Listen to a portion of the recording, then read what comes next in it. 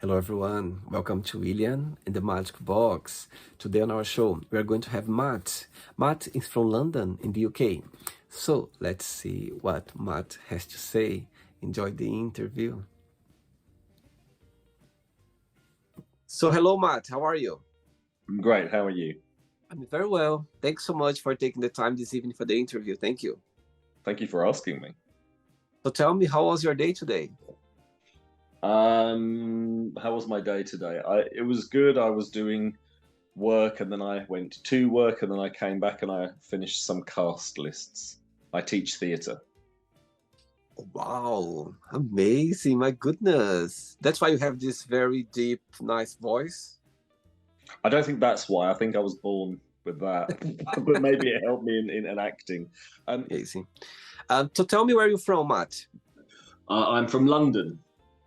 Born and raised?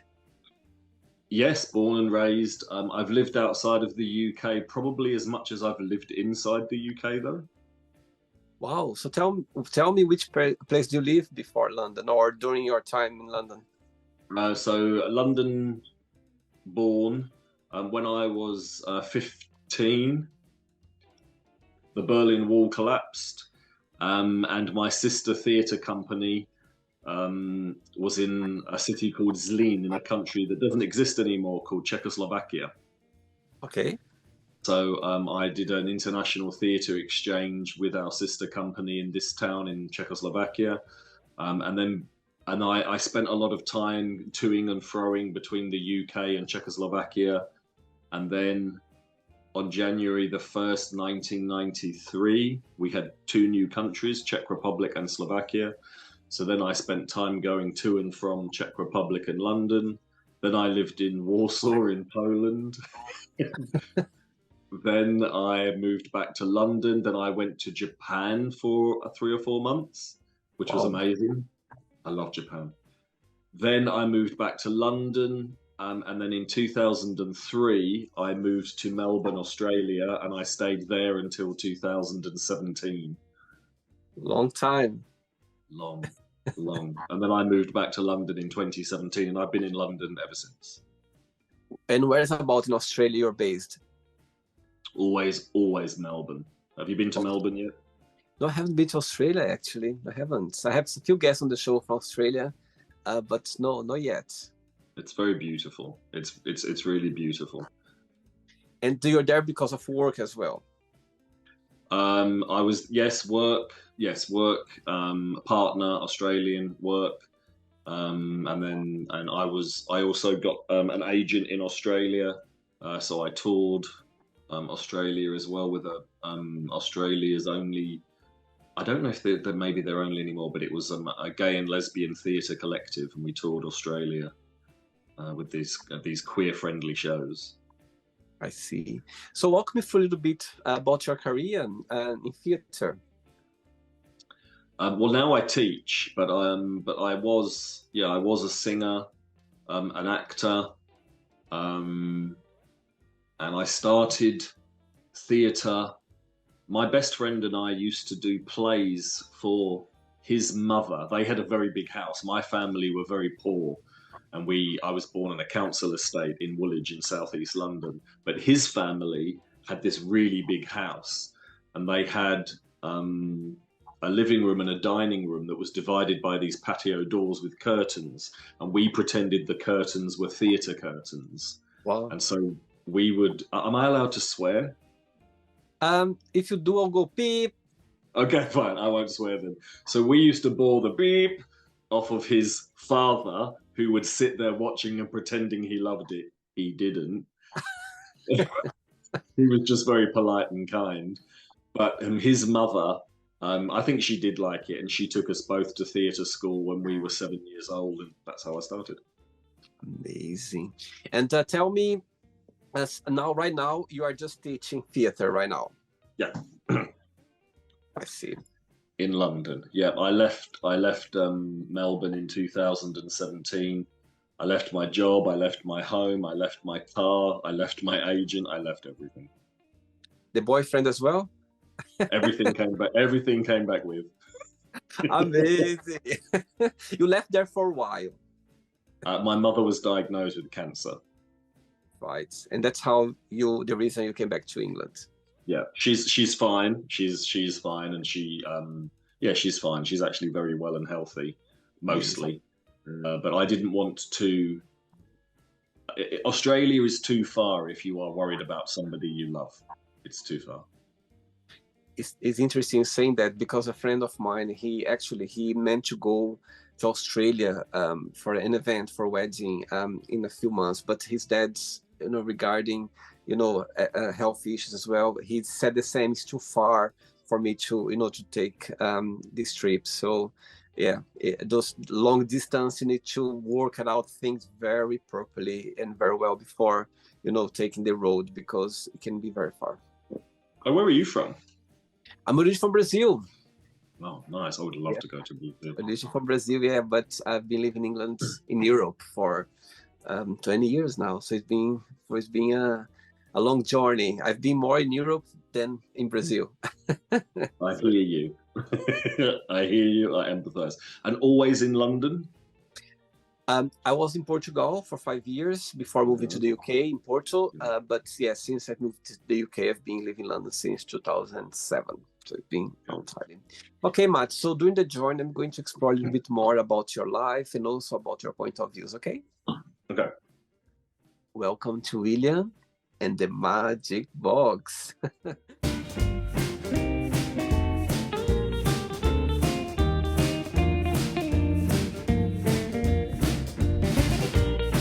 I'm just gonna play a song now just for us to relax a bit before the first question, okay? Okie dokie. Let's do it.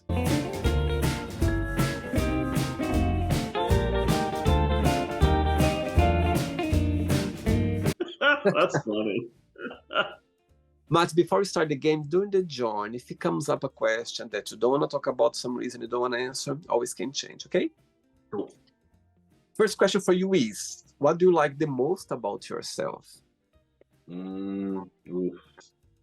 Probably my honesty. I'm very blunt. Tell me about it. You always been this way? Probably yes. Yes, it took me a long time to understand that others are not as blunt as me. And it took me a long time to understand that my bluntness can be harsh and abrasive, because I didn't understand that. I just thought I'm just being real. I'm just telling you how I feel about something.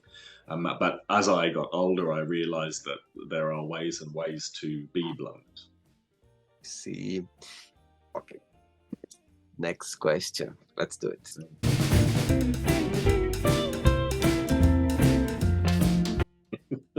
Right. Next question for you is, tell me, what's your best friends? What do they do that comforts you the most? I have a friend, her name is Faye. She's also British, but she lived for a very long time in the United States of America, and she now lives in Canada. The main thing she does to comfort me is she is there. Mm-hmm. She's my ride or die. If I'm feeling low or dark or lonely or feeling very negative, she is the person I will message or call to say, I am feeling like this. What's the biggest similarity between both of you and the biggest difference? Oh, gosh, that's a difficult one. The biggest similarity is we're both show-offs, and we both like to be the center of attention, and we're both quite blunt. And the biggest difference, she has only ever lived in English-speaking countries, and I've travelled much more than she has. There you go. There's a difference. Very good. Next one. Let's do it, Matt. I'm loving this dancing. It's great. Right. So before the next question, tell me, what's the biggest joy of working theater? Yeah. What's the best part of it? And what do you find most challenging through your career? Oh. Well, probably the biggest joy, especially teaching young people, is watching somebody who feels like they don't fit in, especially if they are not sporty or don't want to succeed in science, for example. They haven't quite found their spot, their place in life. And they come to the theatre space and they suddenly realize that they can be as weird and different, as unique as they need to be. And in that space, in the theatre space, it is celebrated. Wow. Wow.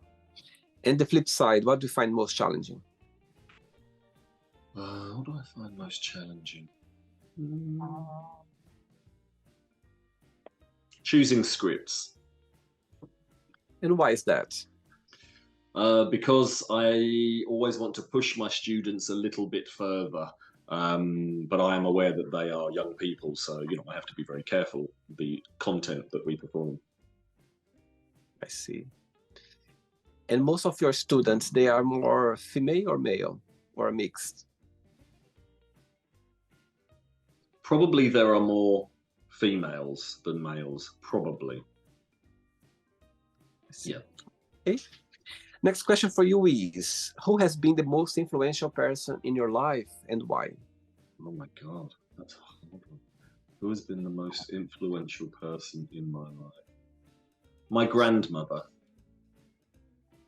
Tell me why. She was very, very intelligent.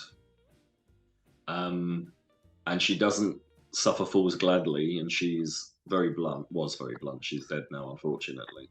But she showed me a lot of love and was very, very honest with me and was very, very understanding as well. And I think people underestimated her in my family. I think people were, they put her in some kind of box or category, especially when I told my family I was gay.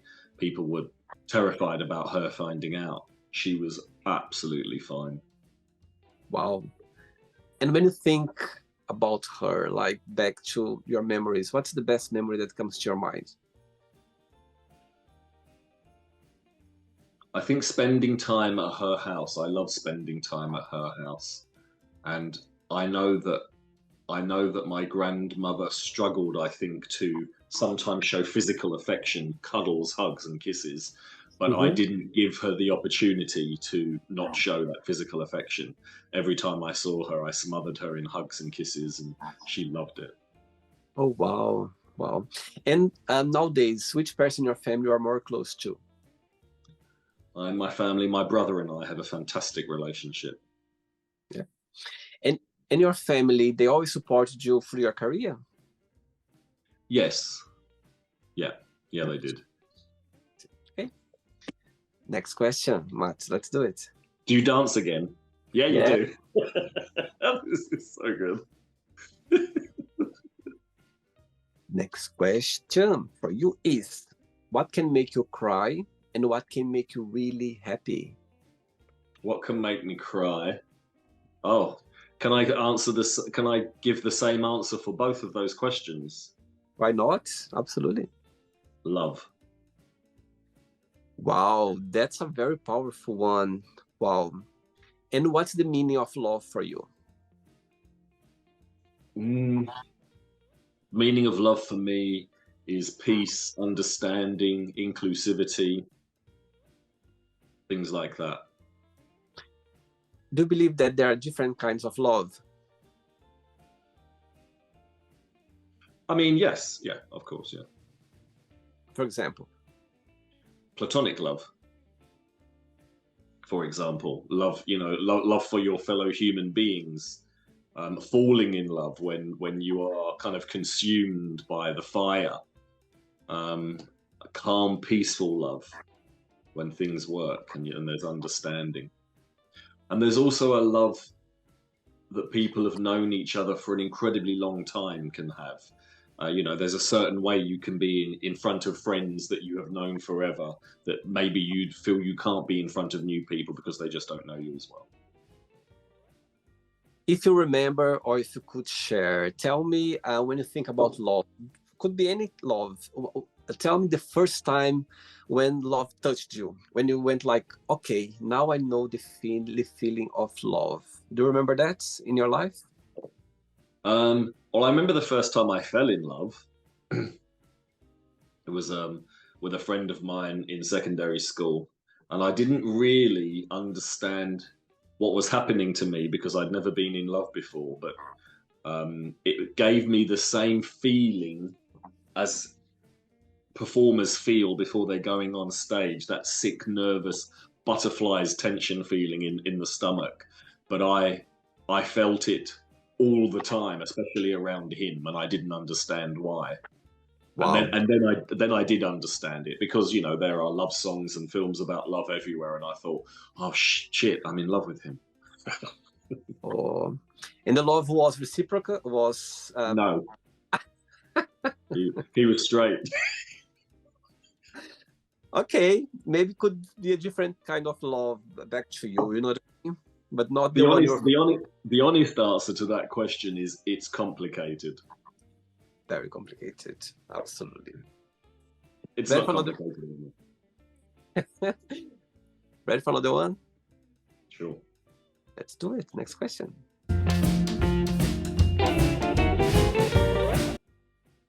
Next question for you is, what's the best compliment have you ever received?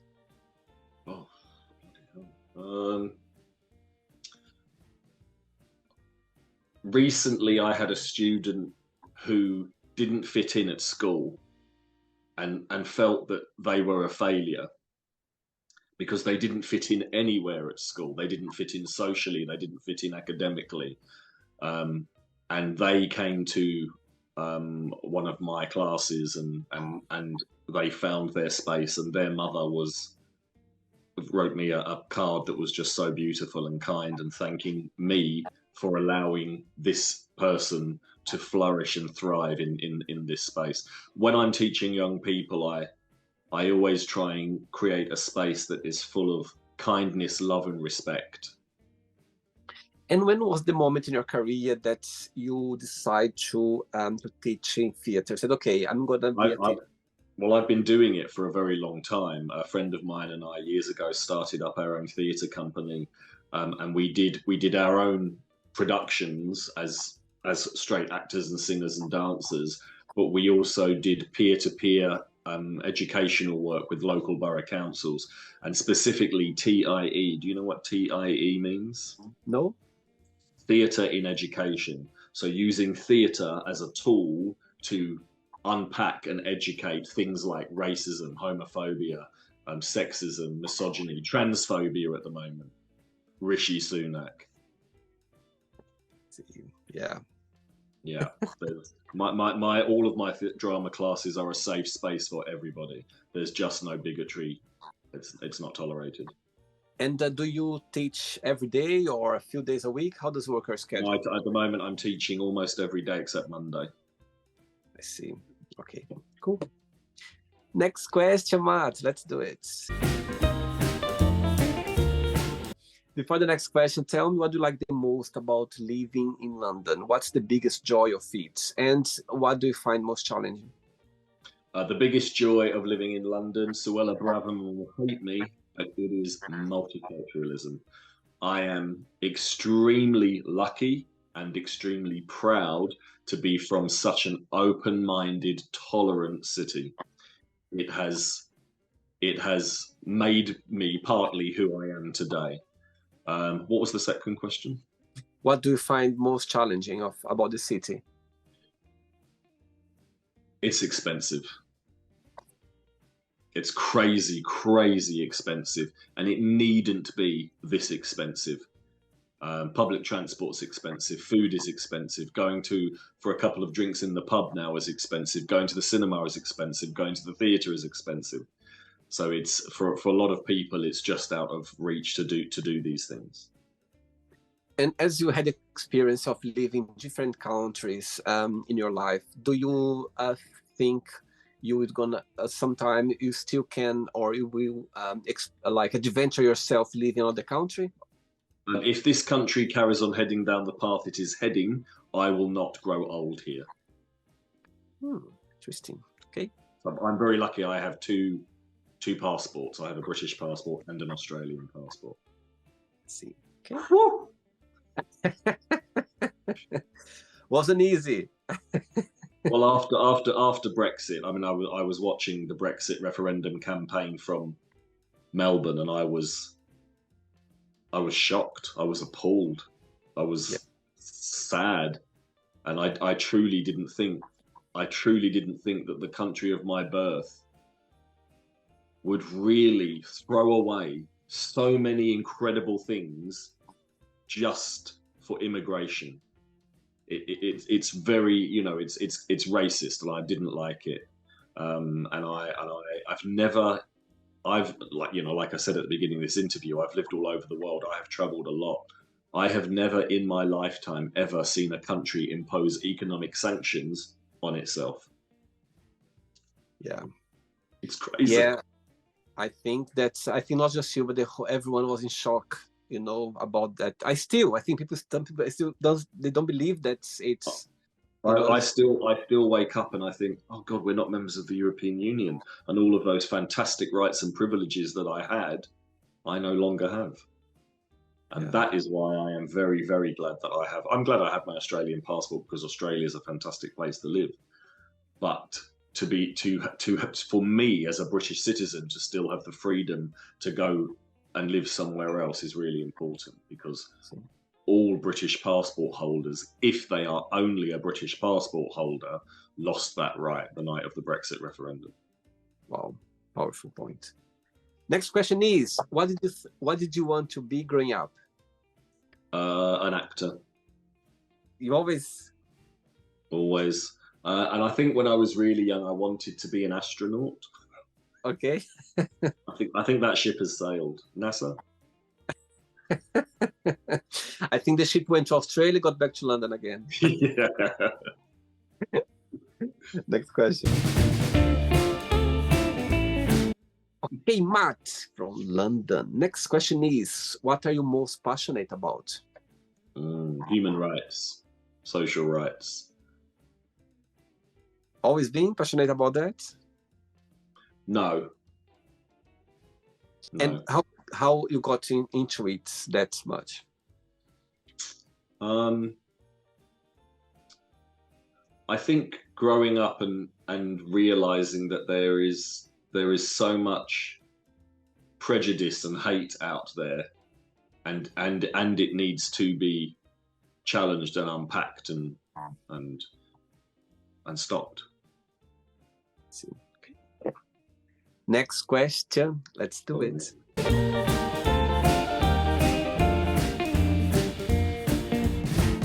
This is so good. Next question is, what's the biggest prize you ever won? Love. Oh, that's a very sweet answer. Well, it's what makes the world go around, isn't it?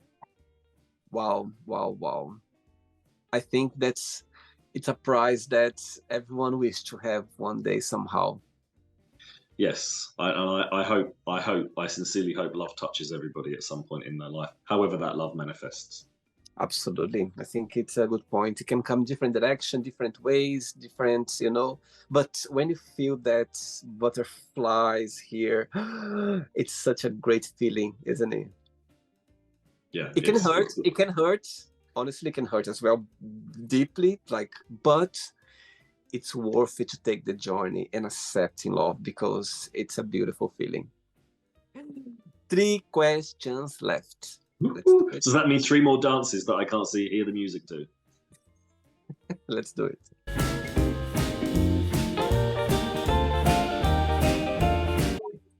But before the next question, teaching, yeah, I believe that teachers, any teaching any subject or any arts, I think they, at the same time as well, when they are teaching, they learn a lot with their students. I believe that. And not just learn. We, especially because I teach young people, it's almost like I'm an energy vampire. I absorb the energy because young people have a lot of energy, and I am 49, and my energy is not the same as when I was in my 20s. But when I'm around young people, it really is. I have a teaching philosophy. Would you like to hear it? Absolutely. You must teach a child how to think, not what to think. Wow. That's amazing. And it's so true because they're unique. The way they, you just need Yes. to kind of guide them. Just That's tell how, them how to think. They'll work it out. They will work it out. wow. But my question for you is, through your career, yeah, teaching, tell me one of the lessons or something that you've learned, from students that you're never gonna forget. Something that you go like, you know what, that's something that I will always keep for myself. The power of friendship. And tell me why and how.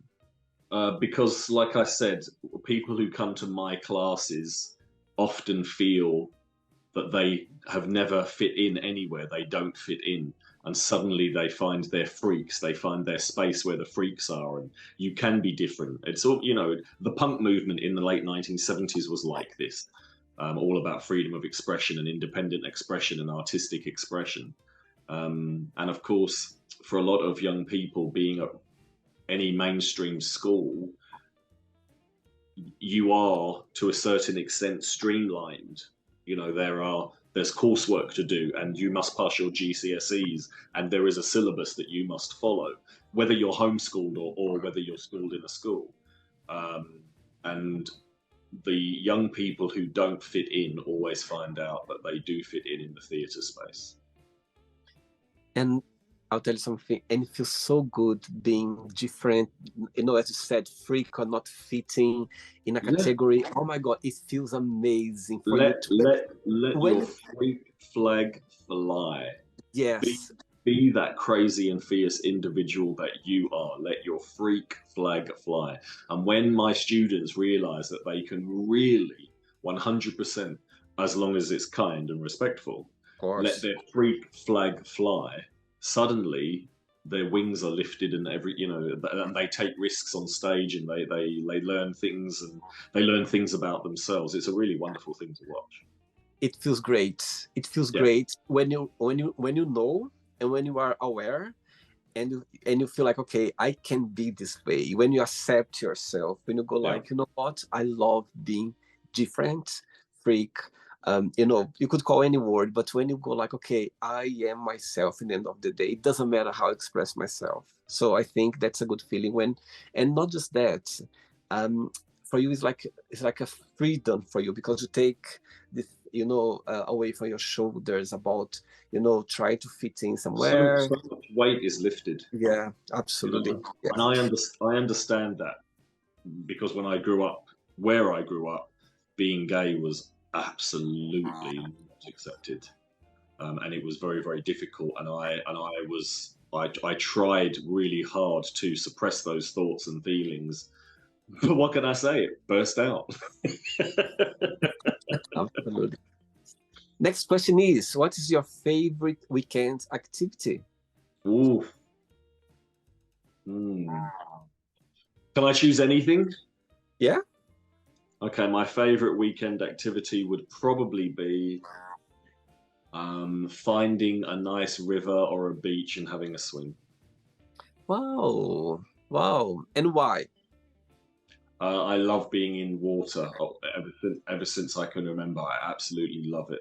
I was in Greece a couple of weeks ago, and oh god, it was just magical, just magical. Two questions left. Let's do Okay. it. Next question for you is, what is the nicest thing a family member has ever done for you? Ooh, nicest thing, family member. I mean, there's the obvious: love me, support me. Um, I know.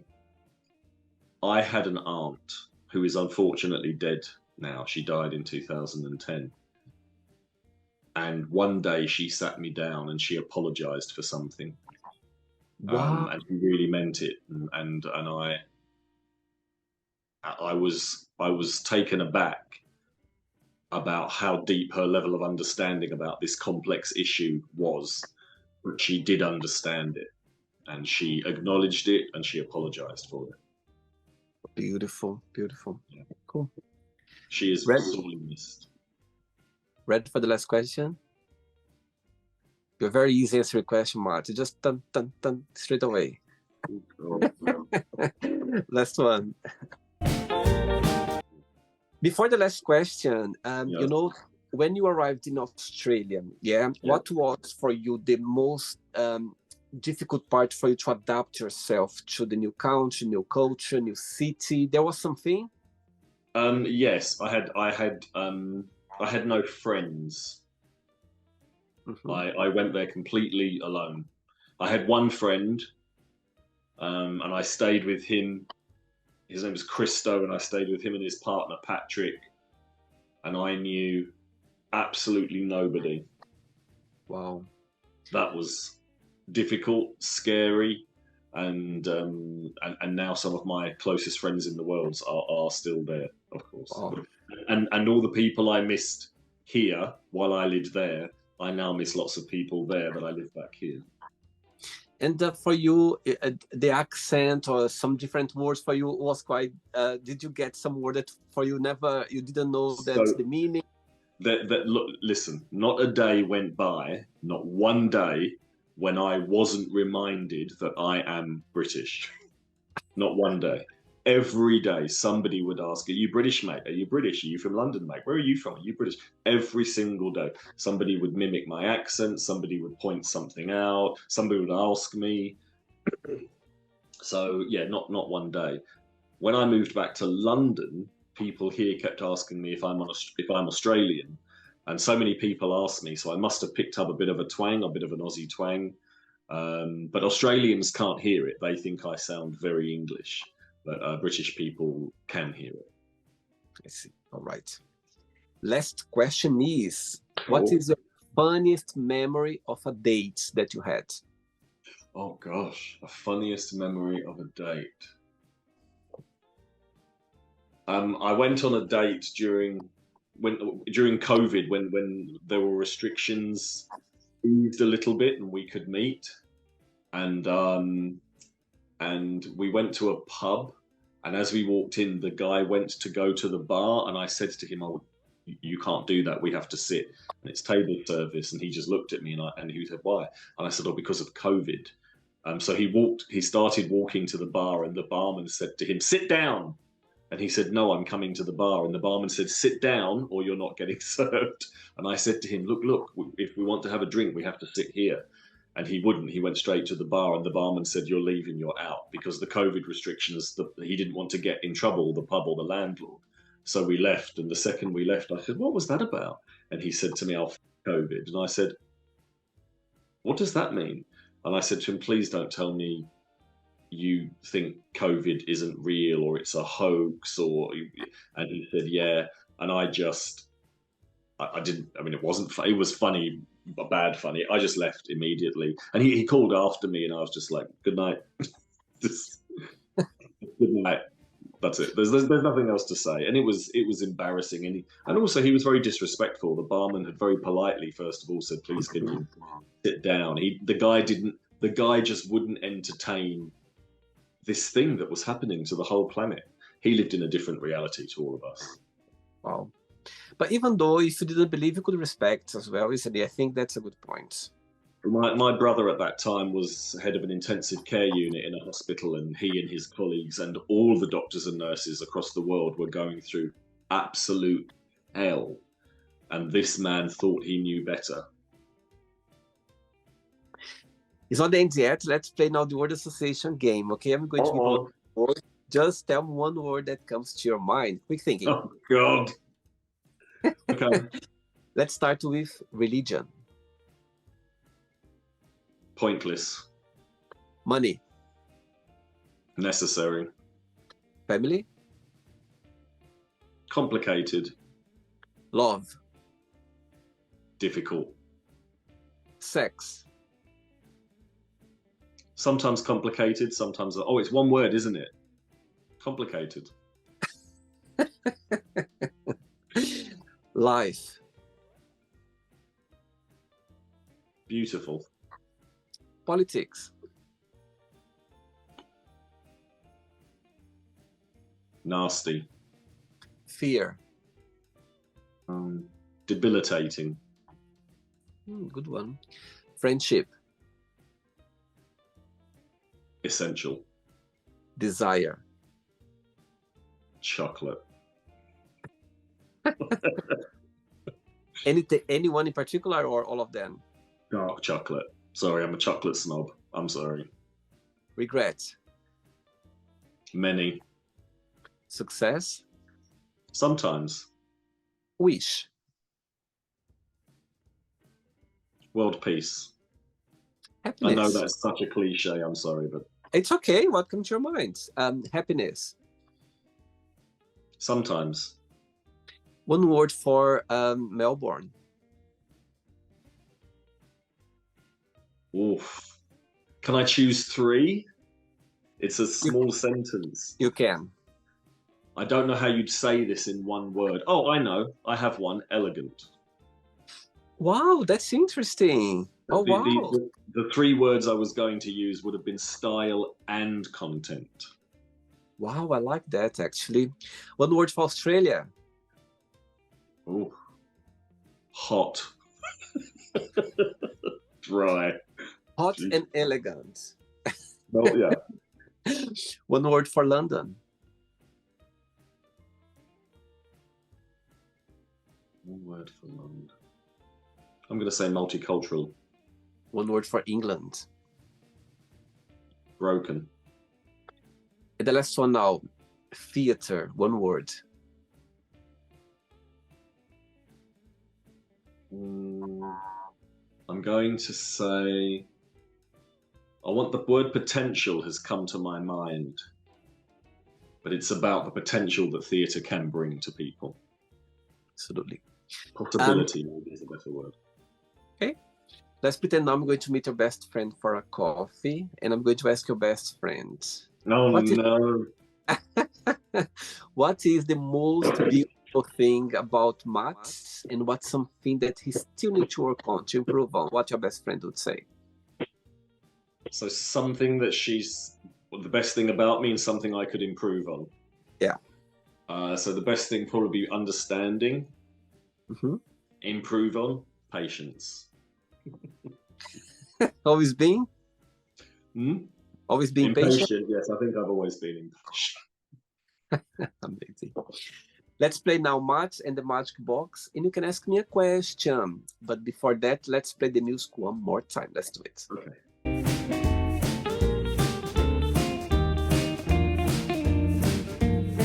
Amazing! You danced it. Amazing. Okay, you can ask me a question now. Oof. Okay. What do you think of London? Good question, actually. Good question. What do you think of London? Okay, London, it's a city where, first of all, I'm very grateful to be here. I never thought in my life I would be in London, and nowadays London is home for me. London is a city where you can literally, somebody on the show once said to me that people in London, they don't care.